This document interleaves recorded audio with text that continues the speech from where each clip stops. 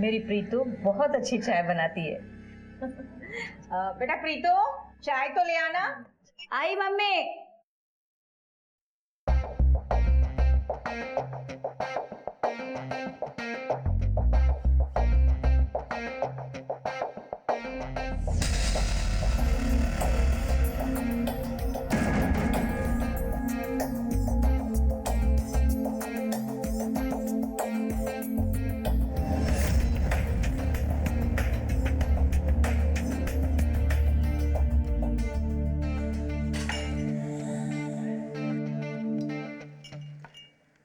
Thirty ml या पटियाला?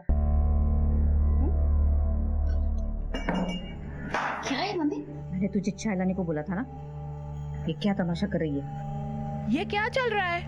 क्या हमें बेइज्जत कराने के लिए बुलाए थे यहाँ पे? बेइज्जत? बेइज्जती उनकी होती जिनकी कोई इज्जत हो। बेइज्जती तो मेरी हुई है, फटीचर कहीं के। चले मुंह उठा के मुझे देखने के लिए। मेरी शादी किसी रईस बड़े आदमी से होगी। चलो निकलो ऐसे, निकलो। प्रीतु,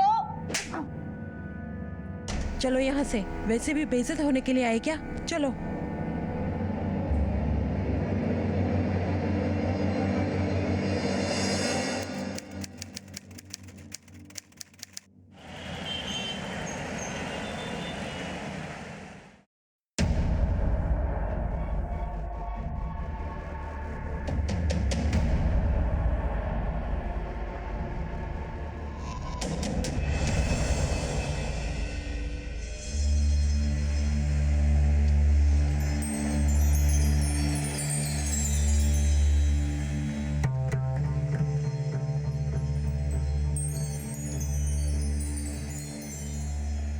एक बार नजर मार के देख लो, कैसी लग रही?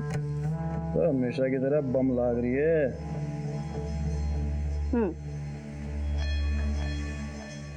बिना देखे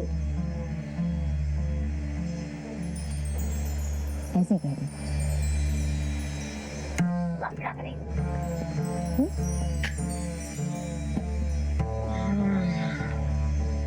क्या बात है, आज बड़ा मूड में लाग रही है। कुछ चाहिए क्या तुझे? चाहिए नहीं, देने वाली हूँ। बिल्कुल थारे जैसा लौंडा, बाप बनने वाला है।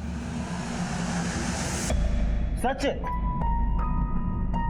मुझ हमारे प्यार की निशानी मेरे पेट में पड़ गई।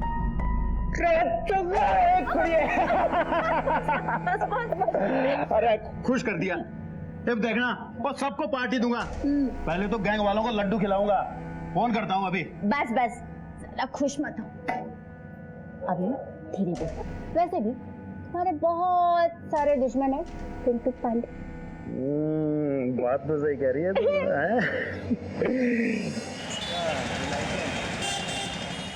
दिन ब दिन जवान होती जा रही है। माफ करना भाई साहब, मैंने देखा नहीं, वो बहुत जरूरी काम था ना इसलिए चला आया।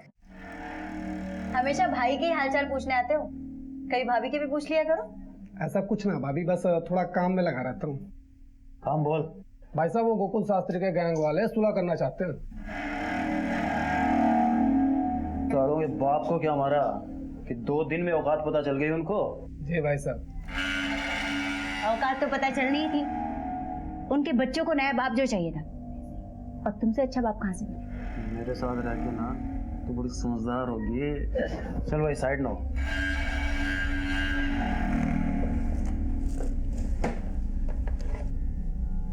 अरे प्रीतो, हाँ। ये रख, और मैं बच्चों का नामकरण करके आता हूँ। हाँ। ठीक है? जल्दी आना, राजमा चावल बना रही। बबन तू भी आ जाना। तो ठीक है, चल भाई।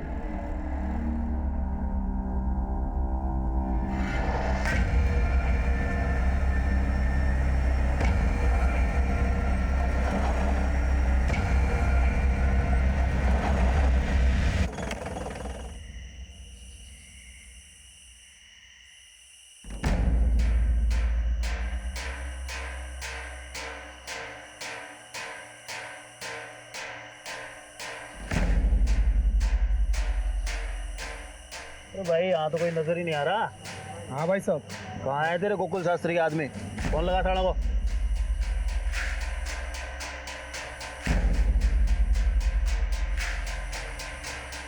भाई साहब कोई फोन ही नहीं उठा रहा।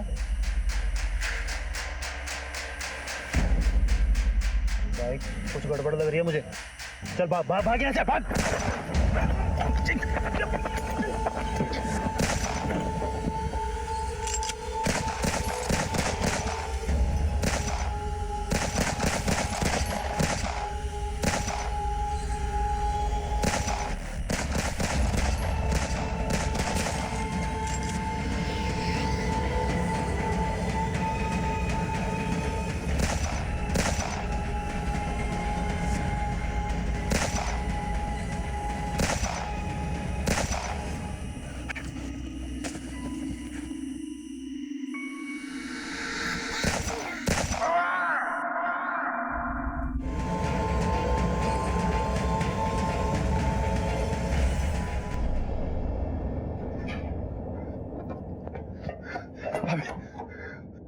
पुलिस ने पिंटू भाई को गोली मार दी। मैं बहुत मुश्किल से अपनी जान बचा के निकला हूं। किसी कमीने ने मुखबरी कर दी साहब। भाभी अभी हमें यहाँ से निकलना पड़ेगा। गोकुल के गैंग वाले हमें हर जगह ढूंढ रहे हैं और पुलिस भी कभी भी यहाँ पहुंचती होगी।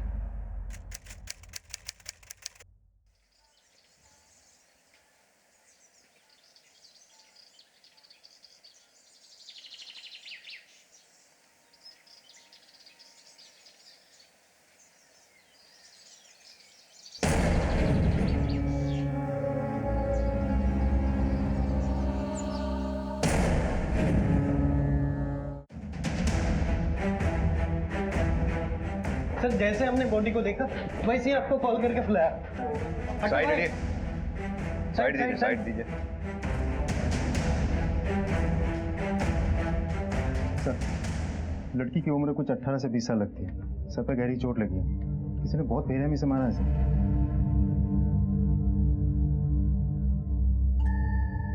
मुझे एरिया सील करवा पड़ेगा। सर ये लड़की यहीं रहती थी? जी सर, शर्मा जी की बेटी नंदनी है, फ्लैट नंबर 204 में रहती है। अच्छा, तुमने जब डेड बॉडी को लिफ्ट में देखा तो लिफ्ट में कोई और भी था या किसी को आते जाते देखा हो? नहीं सर। विजय, या तो इस लड़की के ऊपर हमला इस लिफ्ट में ही हुआ है या फिर ये हमलावर से बचने के लिए लिफ्ट की तरफ भागी है। विजय, बॉडी को पोस्टमार्टम के लिए भिजवा दो। सपन सर। लड़की की फैमिली की डिटेल्स लेके उसकी फैमिली को इन्फॉर्म कर दो। Okay sir. आओ विजय। सर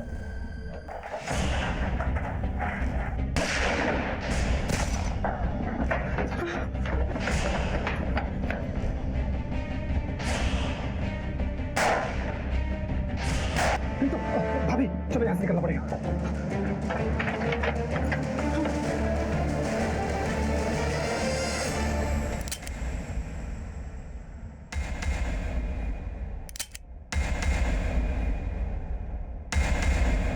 देख, अगर तूने हमें मार दिया ना तो तुझे कुछ नहीं मिलेगा, लेकिन अगर तुमने हमें जिंदा छोड़ दिया तो तुम्हें बहुत कुछ मिल सकता है। जब चाहो और जितना चाहो।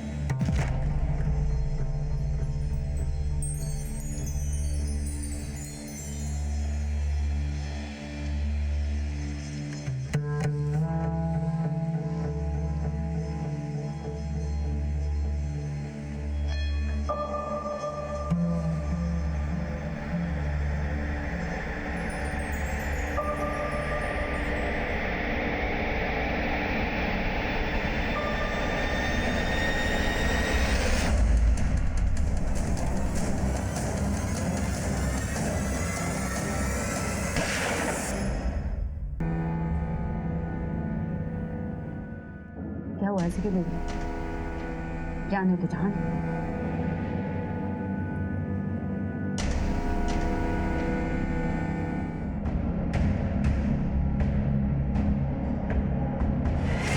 Sir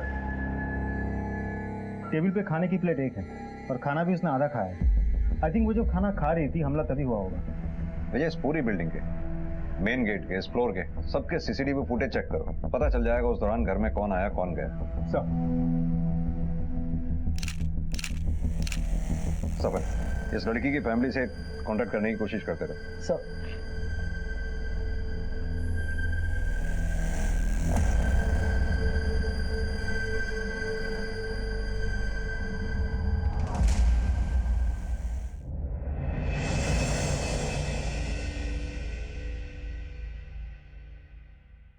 thank you very much.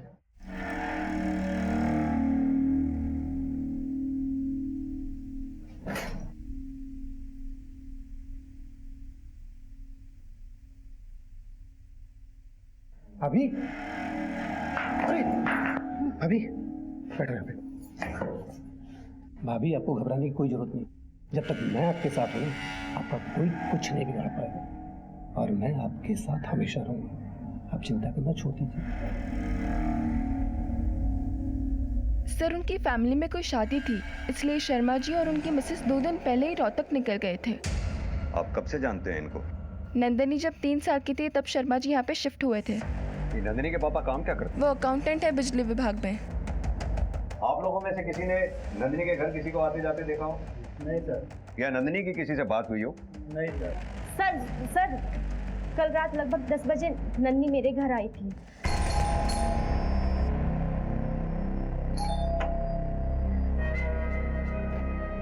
अरे नंदिनी, सॉरी दीदी इतनी रात को आपको डिस्टर्ब किया। वो मेरे पास सुबह सैलेड के लिए खीरा नहीं है, अगर आपके पास है तो दे दीजिए ना प्लीज। हाँ मैं लाती हूँ। सर इतनी प्यारी और जोली नेचर की लड़की के साथ ऐसा कुछ हो सकता है? मुझे तो यकीन ही नहीं हो रहा है।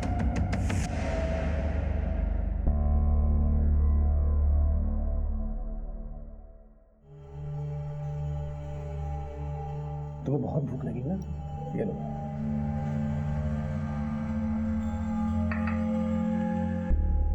तू मेरा कितना ध्यान रखता है ना। अगर तू नहीं होता तो पता नहीं मेरा क्या होता। कुछ भी बोलती हो आप चुपचाप खाना खाइए, ठीक है? बबन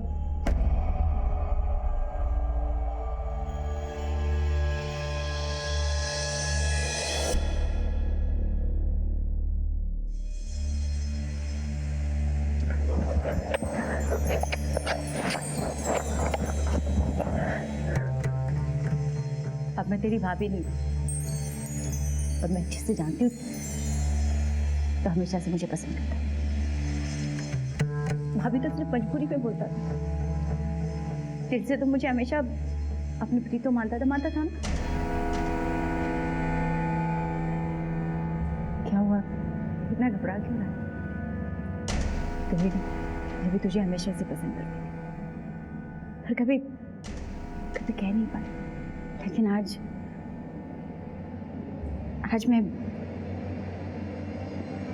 मैं भी तुझसे बहुत पहले कहना चाहता था, तब से ये बात मेरे हालत लगती थी।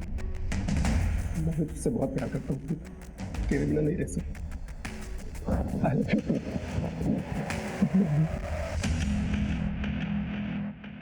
सर नंदिनी के घर के फुटेज ये देखिए सर। ये फुटेज मैंने एक बार नहीं बल्कि कई बार बहुत ध्यान से चेक किया। रात भर नंदिनी के घर पे ना कोई आया ना गया। ऐसा कैसे हो सकता है विजय? कहीं ऐसा तो नहीं जिसे हम सीसीटीवी फुटेज में ढूंढ रहे हैं वो घर में किसी और रास्ते से अंदर घुसा हो, जैसे पाइप से चढ़ के या खिड़की के जरिए? नहीं सर, पॉसिबल ही नहीं। मैंने बहुत अच्छे से चेक किया था। हर खिड़की के बाहर ग्रिल लगी हुई है। अगर कोई पाइप चढ़ के ऊपर आ भी जाता तो ग्रिल लगे हैं, इसकी वजह से वो अंदर नहीं जा पाता। अंदर जाने के लिए एक ही दरवाजा है, वो है मेन डोर। अब सवाल ये उठता है कि वो जो कोई भी था घर में घुसा कैसे? सर नंदिनी के माँ पापा गए।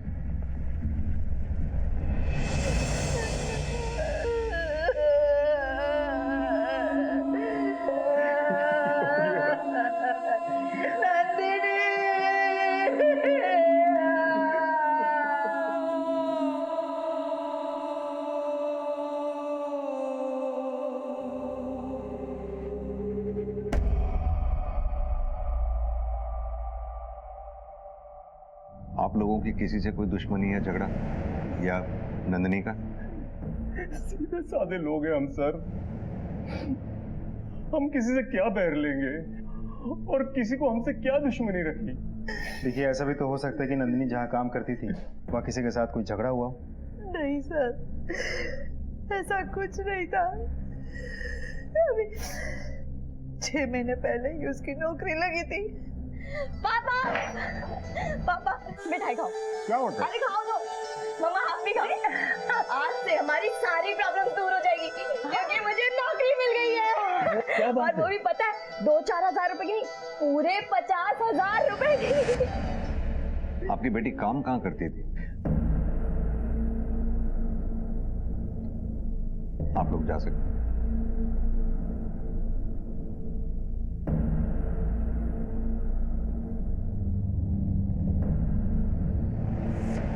मुझे कुछ तो जरूर हुआ होगा जिस वजह से नंदिनी की जान गई, उसका इतनी बेरहमी से कत्ल हुआ। एक काम करो, नंदिनी के सारे दोस्तों से पूछताछ करो, पता करो क्या नंदिनी के माँ बाप वाकई उस दिन शादी में गए थे। सर आपको लगता है इसमें नंदिनी के माँ बाप का हाथ हो सकता है? फिलहाल तो कुछ भी नहीं कहा जा सकता, लेकिन हमें हर एंगल चेक करना होगा, कुछ भी छूटना नहीं चाहिए। सर पुलिस ने नंदिनी की मौत से जुड़े हर पहलू को जांचना शुरू किया, लेकिन उनको कोई ठोस दलील नहीं मिल रही थी। अब तक की मिली जानकारी से इतना तो साफ था कि नंदिनी की जिंदगी में कुछ तो रहस्यमय चल रहा था। पुलिस हर सबूत और बयान का बारीकी से मुआयना कर रही थी। सर हमने नंदिनी के दोस्तों से, फैमिली से, आस पड़ोस वालों से पूछताछ की, लेकिन हमें ऐसा कुछ भी नहीं मिला जिससे हम किसी पे शक कर सकें। उसका किसी के साथ कोई अफेयर भी नहीं था। सर जब से उसने वजन कम किया था, उसको मेकअप का और कपड़ों का नया शौक चढ़ा था। बाकी सब कुछ पहले जैसे ही चल रहा था। और मैंने उसके माँ बाप के बारे में पता किया, वो लोग शादी में वाकई रोहतक गए। विजय, ये नंदिनी जहां काम करती थी वहां इंक्वायरी करो, शायद वहां से कोई इंफॉर्मेशन मिले। सर नंदिनी शर्मा की पोस्टमार्टम रिपोर्ट आ गई। हुआ तुझे? क्यों रो रही है? बोलना तो क्या हुआ? बोल जी क्या हुआ? क्यों रो रही है?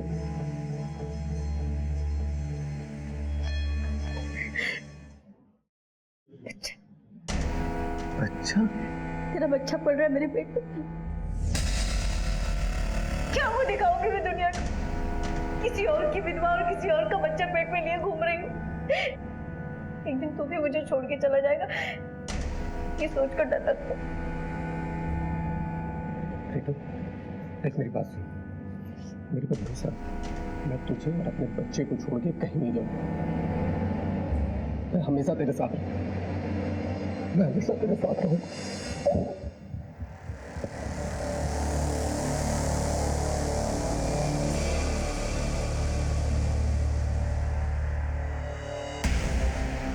हमारे प्यार की निशानी, हमारे प्यार की निशानी मेरे पेट में पड़ गई। तो मेरी प्रीतो, क्या डॉक्टर कोई ऐसा क्यों करेगा? और नंदिनी ऐसा क्यों करेगी? अपने आप को ऐसे घाव कोई क्यों देगा जिससे उसकी मौत हो जाए?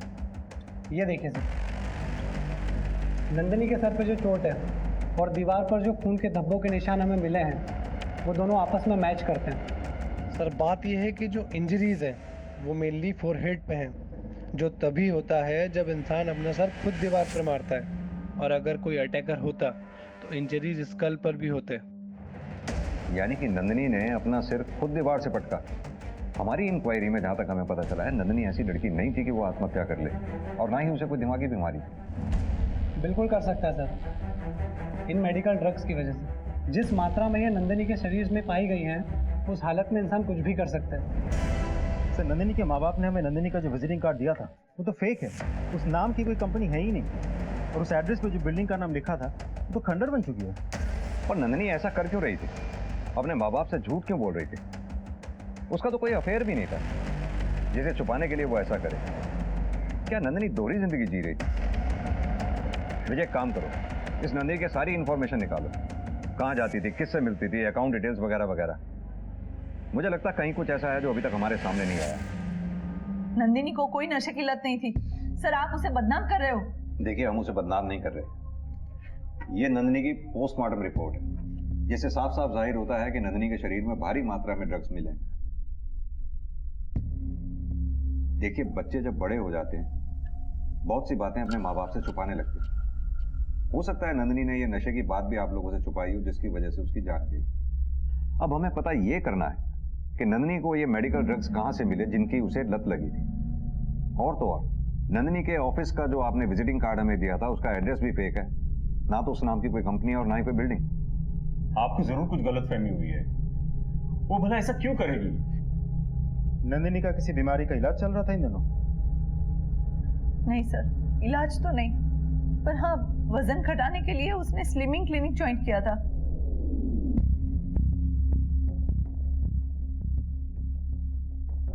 12 किलो वजन कम होने के बाद 6 महीने पहले ही उसने वो छोड़ दिया।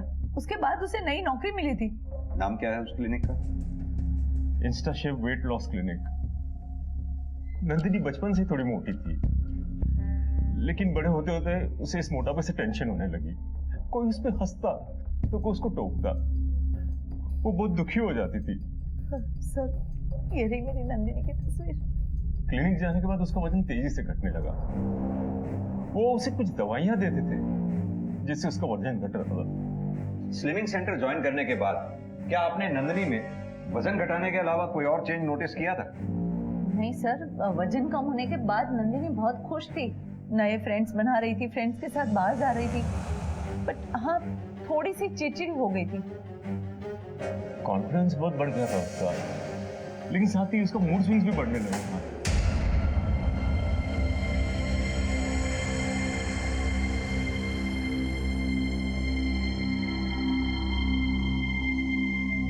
नंदिनी, क्या बात है बेटा? चुपचाप बैठो अकेले यहाँ। कोई परेशानी हो तो अपने पापा को बताओ। नंदिनी, मेरे चुप बैठने का मतलब ये बिल्कुल नहीं है कि मैं परेशान हूँ। अरे 2 मिनट शांति से बैठने दो ना मुझे कोई।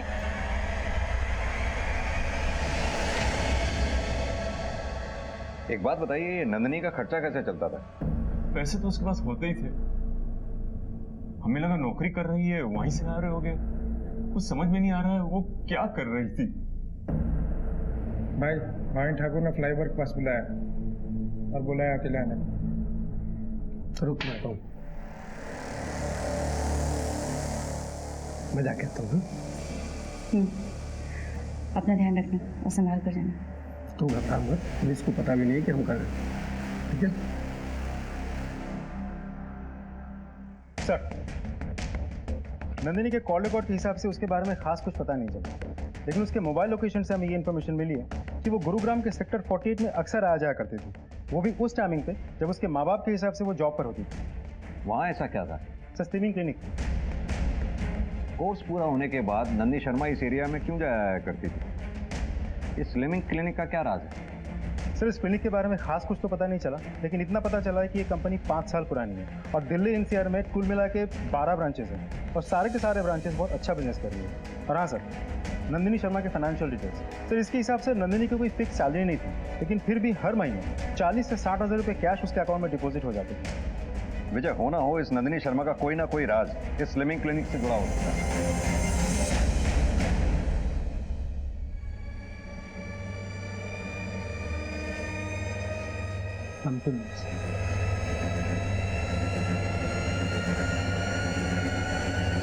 यस सर, अभी आपको किससे मिलना? यहाँ का मैनेजर कौन है? उनसे मिलना है। Okay, 1 second.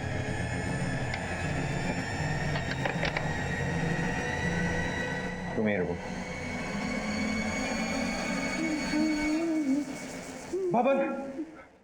बबन मारा गया। पुलिस ने हमें फंसाया था वहां पे। पुलिस यहाँ कभी भी आ सकती है, हमें तुरंत यहाँ से निकलना होगा।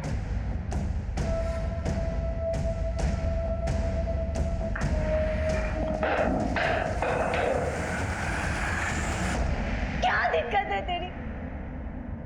क्या चाहता है तू? क्यों मुझे चैन से नहीं जीने देता? जब भी खुश होती हूँ, जब भी कुछ अच्छा होता है, सब खत्म कर देता है। मुझे जीने का हक नहीं है क्या? क्यों मुझे चैन से नहीं जीने देता?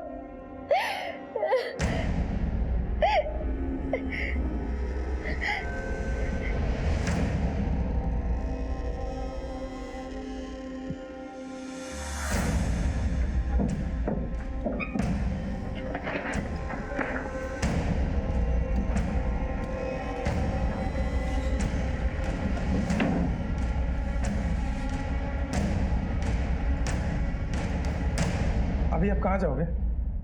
पता नहीं, लेकिन पुलिस के हाथ नहीं आऊंगी। खुद को इतना मजबूत, इतना ताकतवर बनाऊंगी कि पुलिस मेरे आगे पीछे घूमे और कभी टकराए भी ना तो मैडम कह के बुलाए।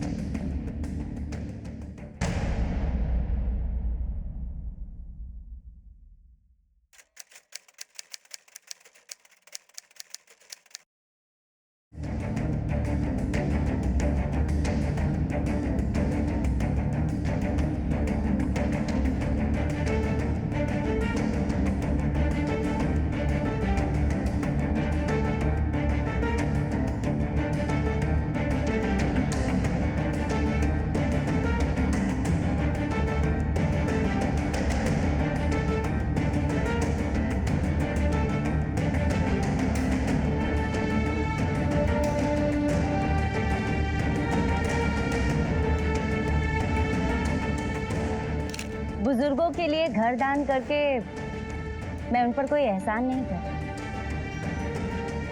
बल्कि मालिक ने मुझे जो दिया है वही मैं दूसरों को दे रही हूँ। ये वृद्धाश्रम मैंने अपनी माँ की याद में बनवाया। उनके आदर्श और वसूलों का मैं पालन करती हूँ और आगे भी करती रहूँ।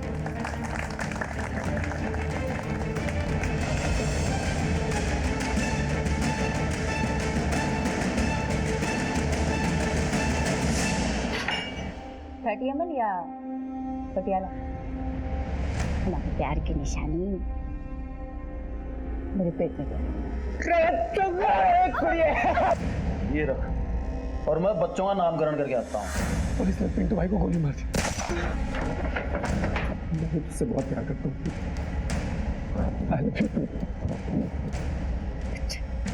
तेरा बच्चा पड़ रहा है मेरे पेट में। बबन मारा गया, पुलिस ने हमें फंसाया था वहाँ पे। पुलिस यहाँ कभी भी आ सकती है। पुलिस के हाथ नहीं आऊंगी, खुद को इतना मजबूत, इतना ताकतवर बनाऊंगी कि पुलिस मेरे आगे पीछे को।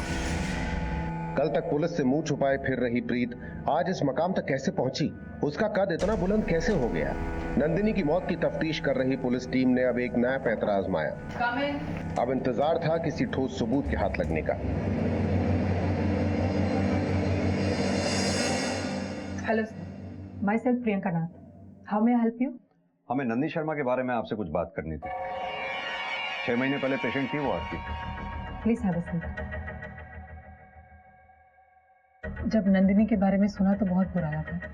मेरा तो दिल ही बैठ गया था जब मुझे पता चला। हमने तो उसके घर पे कंडोलेंस हैम्पर में भेजा था। एक बात बताइए, वजन घटाने के लिए आप अपने पेशेंट्स को लाइसेंस पिल्स देते हैं? पिल्स? नहीं तो, हम तो उन्हें मल्टीविटामिन देते हैं। बल्कि ये पिल्स के तरीके तो हम उन्हें सजेस्ट भी नहीं करते, क्योंकि जितनी जल्दी इससे वेट लॉस होता है उतनी ही जल्दी वापस बढ़ता भी है। हम एकदम साइंटिफिक तरीके से ट्रीटमेंट करते हैं। आइए मैं आपको दिखाती हूँ।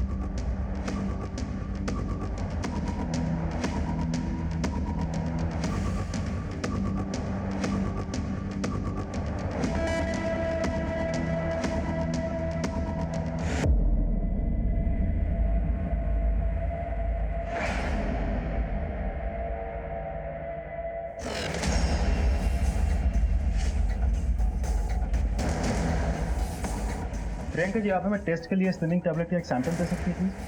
या श्योर, मैं अभी अरेंज कराती हूँ। Thank you. मुझे क्लिनिक से रिलेटेड ऐसी कोई भी चीज हमारे हाथ नहीं लगी जिससे ये साबित हो कि क्लिनिक में कुछ गड़बड़ थी। सर, नंदिनी के मोबाइल लोकेशन के हिसाब से वो गुरुग्राम के सेक्टर 48 में अक्सर जाती थी, और ये क्लिनिक भी तो सेक्टर 48 में है। लेकिन इससे ये तो साबित नहीं होता कि वो गुरुग्राम के सेक्टर 48 में क्लिनिक में ही जाती थी। ये भी तो हो सकता है वो सेक्टर 48 में अपने किसी दोस्त के यहाँ जाती है। रही बात पैसों की जो उसके अकाउंट में डिपॉजिट होते थे, हो सकता है वो ड्रग पेडलिंग से रिलेटेड हो। तभी उसने उस दौरान पार्टीज में आना जाना शुरू कर दिया था। विजय, एक काम करो, नंदिनी के सारे दोस्तों से पूछताछ करो। सर,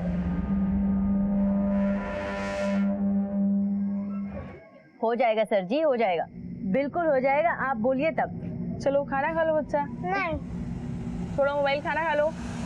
नहीं जाऊंगा। दिव्या, क्या बदतमीजी है ये? हाँ, दोबारा किसी लड़की या आंटी से ऐसे बात की ना तो खाल खींच लूंगी। सॉरी बोलो आंटी को। सॉरी। जाओ खाना खाने, जाओ।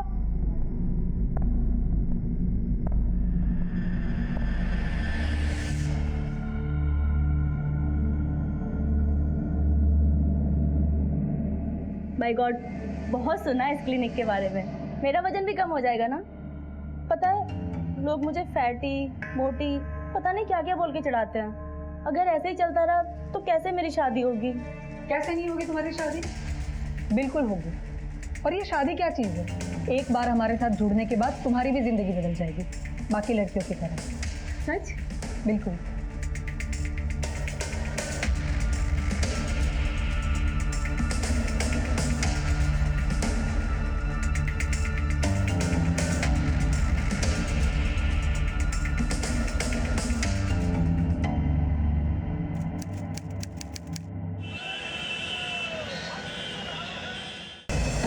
दरवाजा खोलो, खोलो, मुझे जाने दो।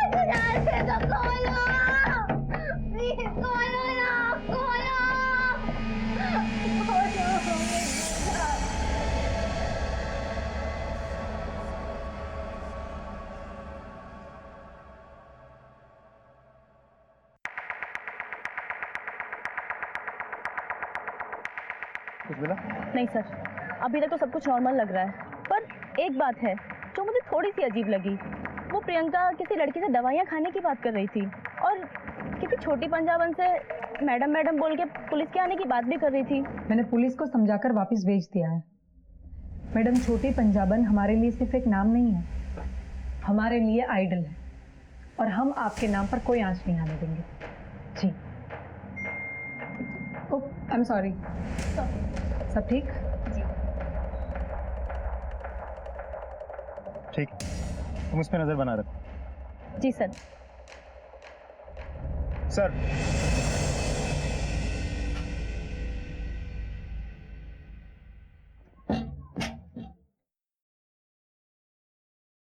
लो खाना खा लो।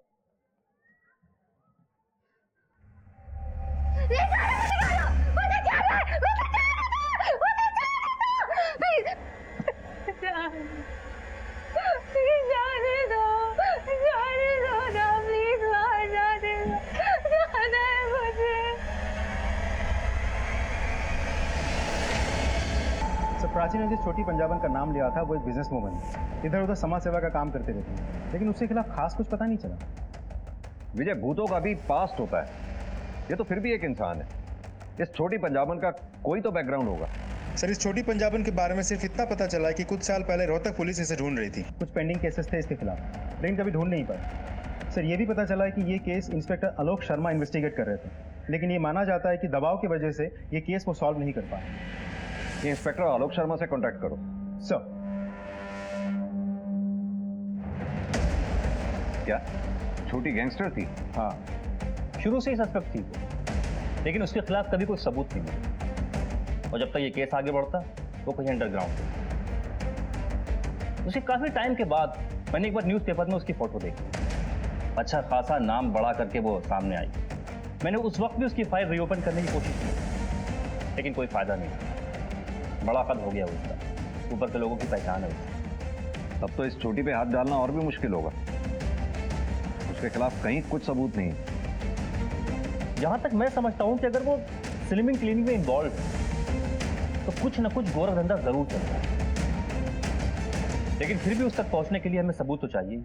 अगर छोटी ने अपना नाम और पहचान इलीगल तरीके से बदली है तो ये भी एक क्राइम है, और ये बात अगर हम साबित कर पाएं तो उस तक पहुंचा जा सकता है। एक इंसान है जो हमारी मदद कर सकता है, आप उसे लेके जाइए, सब सच सामने आ जाएगा।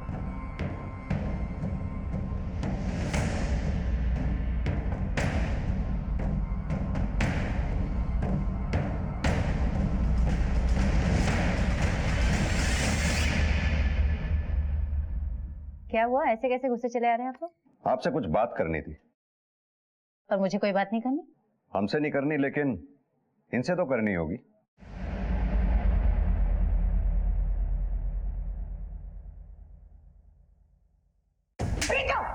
ये क्या तमाशा कर रही है? मेरी शादी किसी रईस बड़े आदमी से होगी।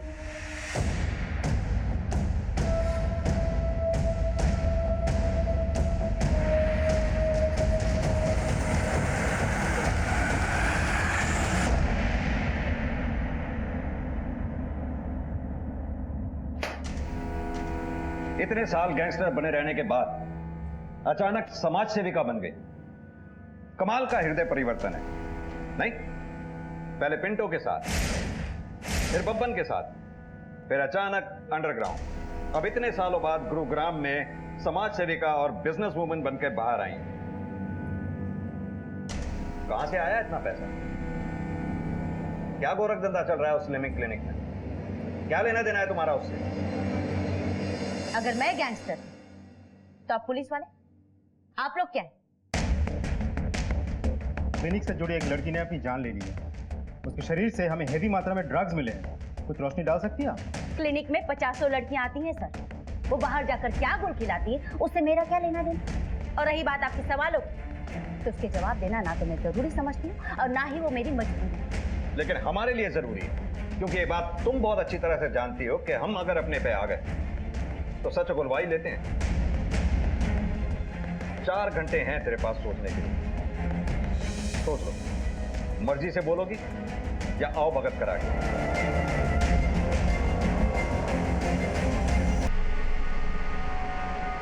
ये क्या कर रही हो तुम यहाँ? कुछ नहीं मैम, वो किसे पूछकर तुम मेरे कैबिन में आई?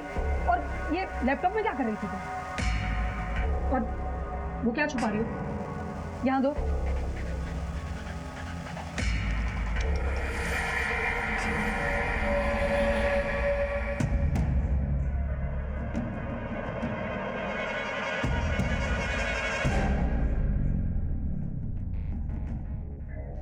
कि पुलिस वाले ना तो उस समय मेरा कुछ बिगाड़ पाए थे,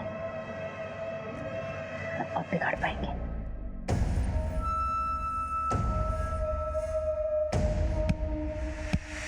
मैडम, ये क्या कर रही हो?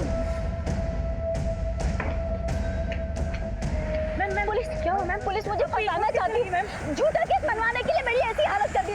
मेरी आप लोगों से विनती है कि आप लोग मेरी मदद करिए, इस केस को लेके जाइए। देखिए इस पुलिस वाले क्या जुल्म कर रहे हैं। लेकिन सर, जी सर, कमिश्नर साहब का फोन था। ये मामला नेशनल मीडिया ने उछाल दिया। ये छोटी पंजाबन बहुत चालू चीज निकली, गेम खेल गई हमारे साथ। अब इसे छोड़ने के अलावा हमारे पास कोई चारा भी नहीं है। सर बाहर पूरी मीडिया जमा है, वो लोग इस केस को ऐसे दिखा रहे हैं जैसे कि गलती हमारी हो, और प्राची को भी क्लिनिक से निकाल दिया गया है। सर कुछ समझ में नहीं आ रहा है, हम करें तो क्या करें? किसी के खिलाफ हमारे हाथ कोई सबूत नहीं है। अब नंदिनी की मौत का राज खुलेगा कैसे? मैडम, मैंने ही आपको फ़ोन किया था। मेरी बेटी लापता थी, मैंने उसकी मिसिंग कंप्लेंट भी लिखवाई थी, लेकिन जब से मेरी बेटी वापस आई है, अजीब सी हो गई है। वो हमेशा ड्रग्स के लिए परेशान रहती है। मैंने बहुत कोशिश की उसकी ड्रग्स की लत छुड़ाने की, लेकिन कोई फ़ायदा नहीं हुआ। मेडिकल रिपोर्ट से पता चला है कि तुम्हारे ब्लड में कुछ ड्रग्स के ट्रेसेस पाए गए हैं, और तुम्हारे पापा का कहना है कि तुम्हारी ड्रग्स की लत छुड़वाने के लिए उन्होंने तुम्हें कमरे में बंद करके रखा था। क्या ये सच है? ये ड्रग्स की लत तुम्हें कैसे लगी? कौन देता था तुम्हें ये ड्रग्स?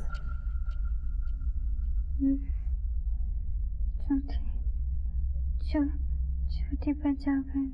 छोटी पंजाबन? ये नाम कुछ सुना सुना लग रहा है। हाँ, याद आया, हाल ही में मीडिया में उसके बारे में सुना था। गुरुग्राम केस में उसका नाम सामने आया था। तुरंत गुरुग्राम पुलिस को इन्फॉर्म करो। ठीक है, बताना मुझे। सर, लखनऊ पुलिस को एक लड़की मिली है जिसका कनेक्शन छोटी पंजाबन से है।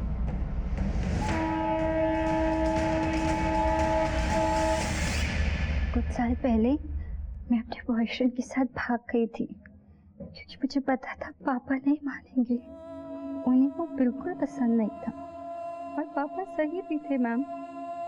वो मुझे भगा कर ले गया और मुझे छोटी पंजाबन को बेच दिया उसने मुझे एक कमरे में बंद करके रखा और मुझसे जबरदस्ती धंधा कराने लगी। क्या हुआ? अरे पगली, तुझे मालूम नहीं, इस धंधे में ना पैसा ही पैसा है। दर्द होता है ना, चल ये कुछ दिन दवाई खा के काम चला ले, तो धीरे धीरे आदत हो जाएगी। ले ले ले। दवाई के नाम पे मुझे ड्रग्स की लत लगा दी। मैं बुरी तरह से फंस चुकी थी। दिन रात मैं वहाँ से बस भागने की प्लानिंग करती रहती थी, और जैसे ही मुझे वो मौका मिला, मैं फौरन वहाँ से भाग के पापा के पास आ गई। लेकिन उस ड्रग्स की लत ने मेरा पीछा नहीं छोड़ा। स्वाति, इस छोटी पंजाबन के गले का फांसी का फंदा तैयार करने का समय आ गया है। फांसी का फंदा मेरी जूती से? लड़कियां ये सब अपनी मर्जी से भी तो करती हैं सर। मैंने इसमें क्या नया कर लिया? उनका इस्तेमाल पैसे कमाने के लिए किया, और हाँ, बड़ी ईमानदारी से उन सब का हिस्सा उन्हें दिया। मुझे नौकरी मिल गई है, पूरे 50,000 रुपए की। वैसे भी लड़कियां हमेशा दूसरों का सहारा ढूंढती रहती हैं, रोते धोते रहती हैं। मैंने तो उन्हें समझाया कि बेवकूफ लड़कियों, तुम्हारे पास तुम्हारा खुद का बहुत कुछ है, क्यों किसी और के लिए रोना? और इस मिशन में तू नंदनी, रेतू और न जाने ऐसी कितनी लड़कियों की खरीद फरोख्त की, उन्हें नशे की आदत डाली ताकि तेरे और दलालों के चुंगल में फंसी रहे हो। धंधा कोई भी हो सकता, खरीदना बेचना तो पड़ता ही। और नंदिनी ने भी कुछ कम पैसे नहीं बनाए। जब नहीं झेल पाई तो मर गई। मैंने थोड़ी ना मारा है उसे। कितनी लड़कियों की जिंदगी बर्बाद कर दी है तुमने, इस बात का एहसास है तुम्हें? मैंने किसी के साथ जोर जबरदस्ती नहीं की सर। और मैंने नया क्या किया है? अब माल की डिमांड आएगी तो पूरी तो करनी पड़ेगी ना। किसी को 16 की चाहिए तो 30 की तो नहीं दे सकती ना सर। अब जिस फ्लो से अब तक इतनी बातें कही हैं, उसी फ्लो में सच भी बोल दे, वरना इसका हाथ अगर अपने फ्लो में चला तो कोई भी ड्रग तेरा दर्द कम नहीं कर पाएगी।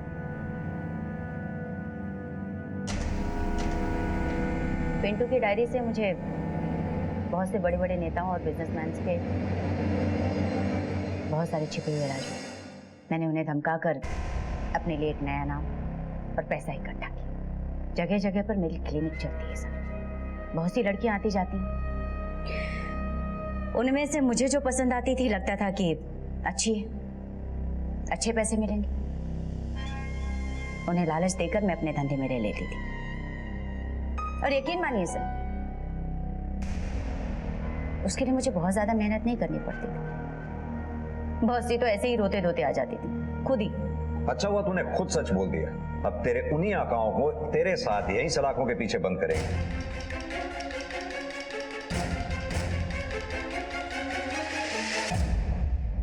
अपने सपनों के पीछे भागते भागते मैं ये भूल ही गई थी कि देर सवेर कहीं ना कहीं इनका अंत हो ही जाएगा। कुछ पाने के लिए कुछ खोना पड़ता है, इसका मुझे विश्वास था। लेकिन आज ये एहसास हुआ कि कुछ पाने के लिए मैंने अपना सब कुछ खो दिया।